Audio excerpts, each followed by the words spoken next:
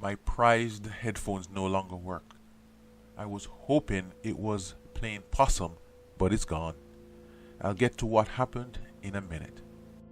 While researching the issue, I was told this could never happen. It's impossible. Something else must have happened. But then I discovered that there are devices which plug into the USB outlet, and it renders the device it's plugged into useless, dead, blank. No boot, no power, no nothing. Just dead.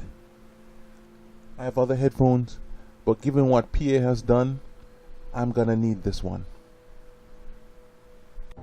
A journey of home renovation and maintenance. Welcome to Maintaining 18.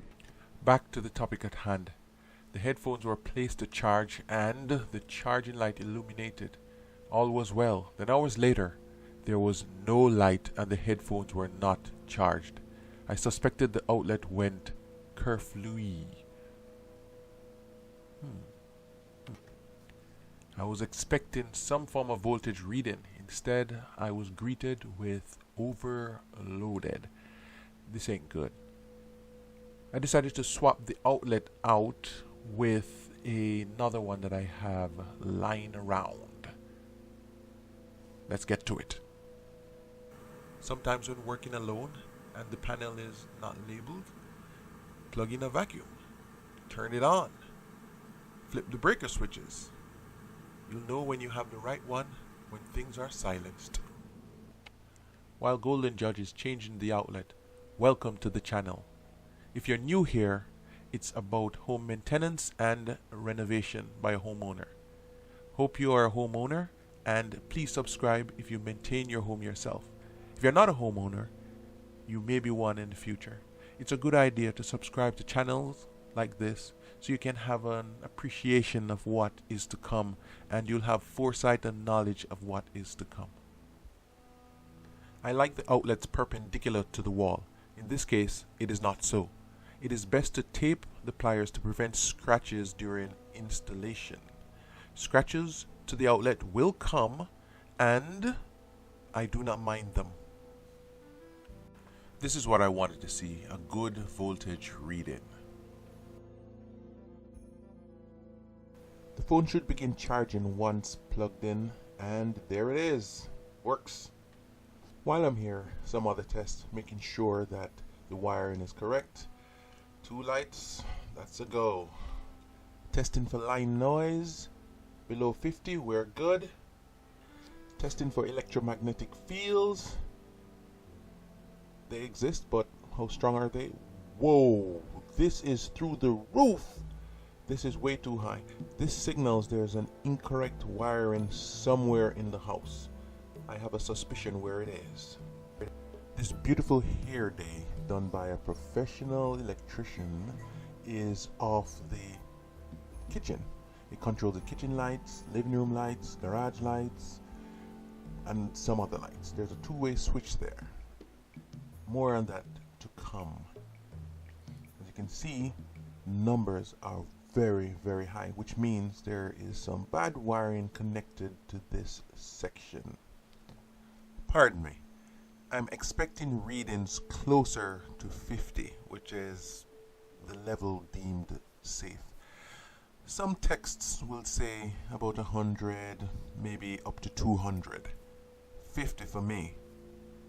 These crossed wires are getting my wires crossed.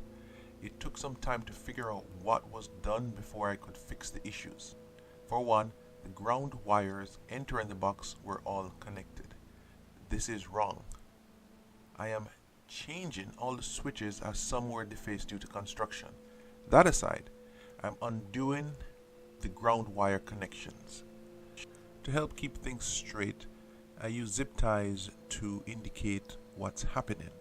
Red indicates power, yellow to group wires together, orange indicates a bridge or a jump wire, basically carrying power to somewhere else. The grounding connections for these bridge wires are the issue. I'm gonna clean up here and then I'll explain. The switches from right to left control lights. The garage, which now needs a floor to be a proper living space. The dining room. The kitchen, This is a two-way switch. Notice it's different from the others. Next is the switch for the dining room. One is for the chandelier over the table. The next one to the left is for the peninsula, which sits just before the switches. Before I made the changes, this is how things were. Power would come in via one wire. Then via wire nuts and other wires, it would be distributed to the switches, which then would power the lights. There was also a cable running from the wire nut and the box on the right to the box on the left. Once it got over to the box on the left, there was wire nuts again that distributed power to the other outlets. We spoke about power or hot. Now it's time for grounding. All grounding wires were connected in the box and none were connected to the switches. I've corrected that issue.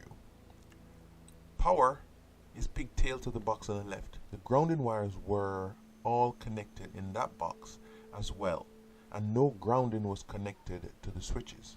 I corrected that issue. This is the new wiring for the ground. The grounding wire comes in. Each switch is grounded except for the two-way switch. Now,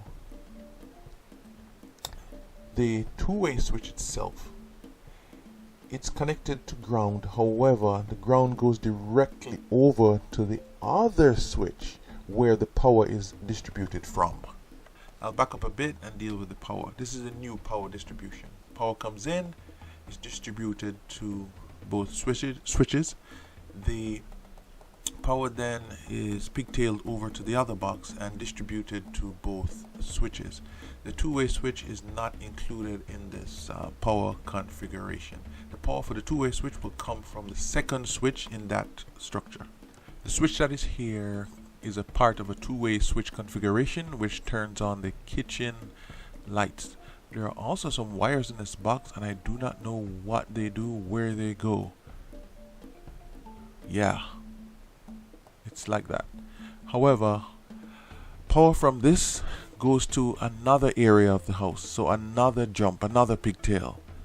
But I'll have to leave it here for now. I just got the lights working and then I'm gonna chase this down at another time. Wiring issues aside, let's see what's going on now. This is well within range, below 50. This is fantastic.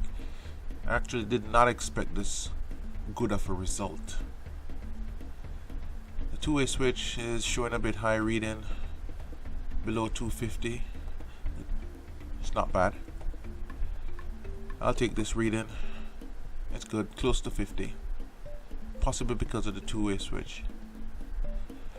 I'm gonna have to chase down more wiring issues, but that's for another time. The day is 1.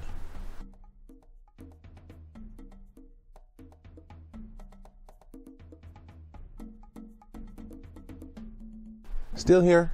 Good, because I have more to say. This started out with a bad USB outlet, and then ended up with me chasing down bad wiring. There's a reason why the outlet went kerflooey, or ceasing to function. I think the fact that the line had high EMF readings, or there were just wiring problems in general, is a contribution factor to why the outlet failed.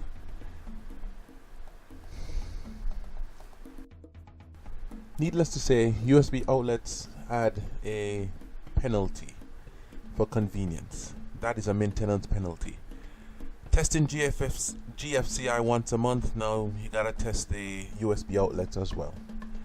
Go figure.